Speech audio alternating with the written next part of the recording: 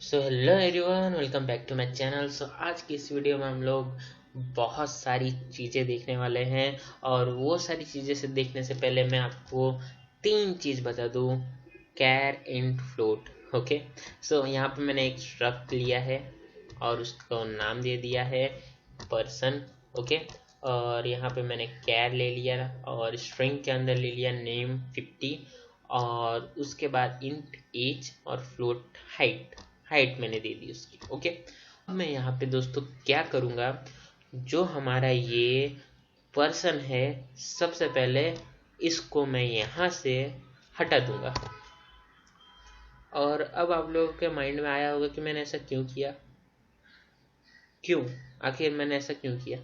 Okay, सो मैं आपको बता दूं कि जैसे कि आप लोग वॉइड फंक्शन का यूज़ करते थे ना, जैसे कि मैंने आपको बताया था वॉइड फंक्शन का यूज़ करना कि आप दूसरी जगह पे फंक्शन क्रिएट कीजिए इंट मेन के बाहर, और उसके बाद में उसको यहाँ पे कॉल करा दीजिए, फंक्शन को कॉल करवाना। ओके, सो मैं आपको ये चीज़ें बताई थी, और सिंपली इस बार भी आपको वही चीज़ ध्यान में रखनी चाहिए थी, क्योंकि यहाँ पे मैंने इस चीज़ को अंदर लिखा था, बट इसीलिए लिखा था क्योंकि आप लोग ऐसी गलती ना करें।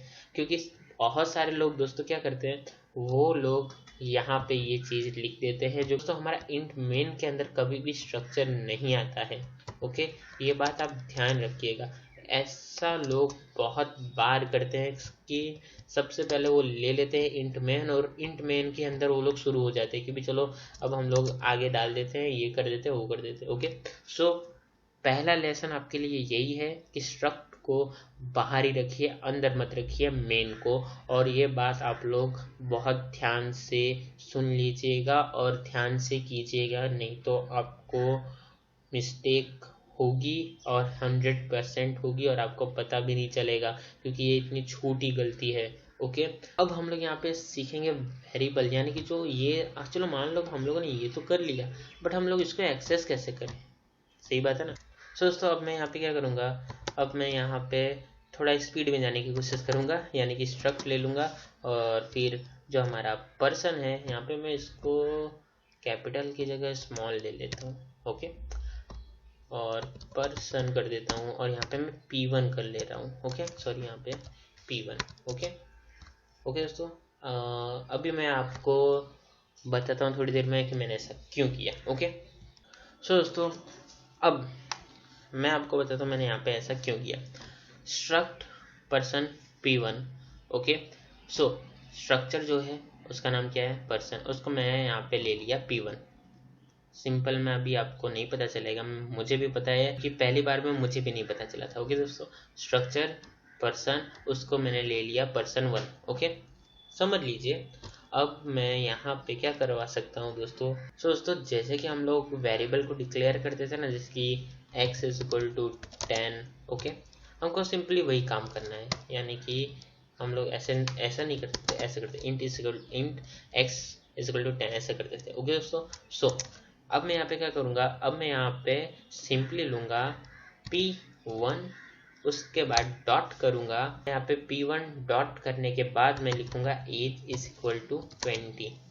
ओके, और अब मैं यहाँ पे क्या करवाऊँगा दोस्तों, अब मैं सिंपली प्रिंट f करवा दूँगा, और यहाँ पे ले लूँगा %d इज एज, और यहाँ पे मैं P1 डॉट एज कर दूंगा। ओके, और अब मैं इसको रन करूंगा तो आप देख सकते हैं 20 इज एज, यानी कि हम लोगों को यहाँ पे डिक्लेयर करने की कोई ज़रूरत नहीं पड़ी कि एज यानी कि सॉरी इंट क्या है क्या नहीं है, और यहाँ पे हम लोगों ने डायरेक्ट ही यहाँ पे हम लोग उस चीज़ को प्रिंट करा सके। ये है स्ट्रक्चर।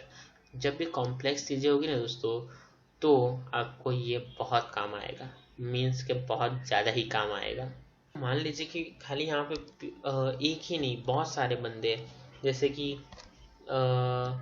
सबसे पहले मुझे इसको कॉपी करना पड़ेगा और फिर से पेस्ट करना पड़ेगा, और मैं इसी चीज़ को 2-3 बार भी यूज़ कर सकता हूँ।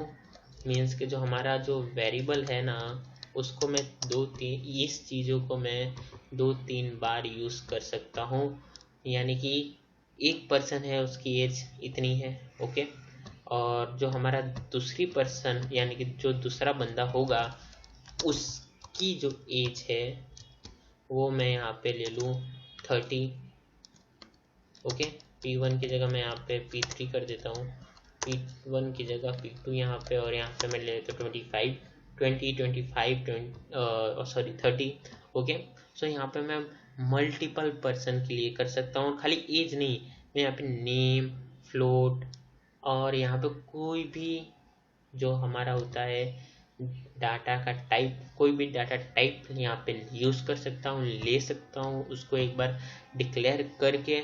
ओके, सो अब यहाँ पे जैसा कि आप सीख गए कि इसको डिक्लेयर कैसे करते हैं और प्रिंट कैसे करते हैं, तो मैं आपको एक और काम देता हूँ कि आप सेम चीज़ नेम के लिए, फ्लोट के लिए आप कर लोगे, इसलिए मैं आपको वो चीज़ नहीं दे रहा, नेम के लिए मैं दे रहा हूँ। क्योंकि अगर मैं यहाँ पे P1 dot name is equal to John करूँ और यहाँ पे %s करूँ क्योंकि स्ट्रिंग है। ओके, और यहाँ पे एज की जगह नेम ले लूँ, तो दोस्तों यहाँ पे आ गई हमारी एरर। क्यों? क्योंकि जो हमारा कैरेक्टर है वो एक क्या है, सॉरी जो हमारा नेम है वो क्या है, स्ट्रिंग है। स्ट्रिंग के लिए हम लोग यहाँ पे ऐसा यूज़ नहीं करते हैं। ओके, सो आई होप अभी तक आपको समझ में आ रहा होगा हम लोगों ने क्या किया, और नहीं आ रहा होगा तो मैं आपको लास्ट में फिर से एक बार बताऊंगा, बट उससे पहले स्ट्रिंग वाला बता देता हूँ। सो स्ट्रिंग के लिए हमको सिंपली यहाँ पे strcpy, सॉरी यहाँ पे cpy ये चीज़ करनी पड़ती है। ओके, और उसके बाद हमको यहाँ पे P1 डॉट नेम कॉमा, और यहाँ पे फिर हमको यहाँ पे नाम लिखना होता है। और अब मैं इसको रन कराऊँ, दोस्तों यहाँ पे एक गलती होगी मेरे से जो कि है यहाँ पे सेमीकोलन की। ओके, सो अब हम लोग रन करते हैं और आप जैसे कि देख सकते हैं जॉन इस एज आ गया, क्योंकि यहाँ पे हमने %s इस एज किया था, एज की जगह नेम कर देते हैं और फिर रन करते हैं। सो अब ये हमारा सही है। ओके, सो स्ट्रिंग के लिए आप कभी भी ऐसा मत यूज़ कीजिएगा, आप लोगों को strcpy यानी कि स्ट्रिंग कॉपी का यूज़ करना पड़ेगा और ऐसा ही लिखना पड़ेगा। ओके, सो आई होप अभी तक आप मेरे साथ होंगे, और जाने से पहले मैं बस आपको एक चीज़ क्लियर करा दूँ, यहाँ पे हमने क्या किया है, आई होप ये आपको पता चल ही गया होगा।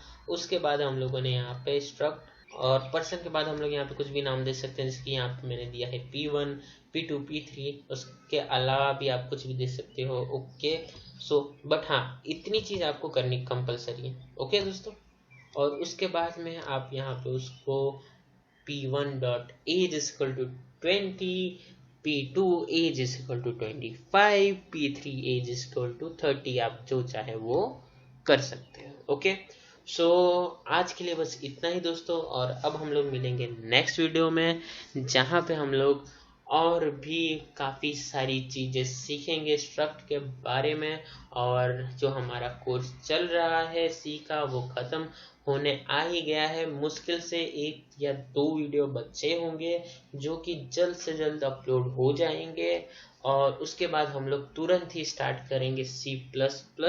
सो बने रहिएगा उसमें हमारे साथ, और जाने से पहले वीडियो को लाइक, शेयर और चैनल को सब्सक्राइब करना ना भूलें।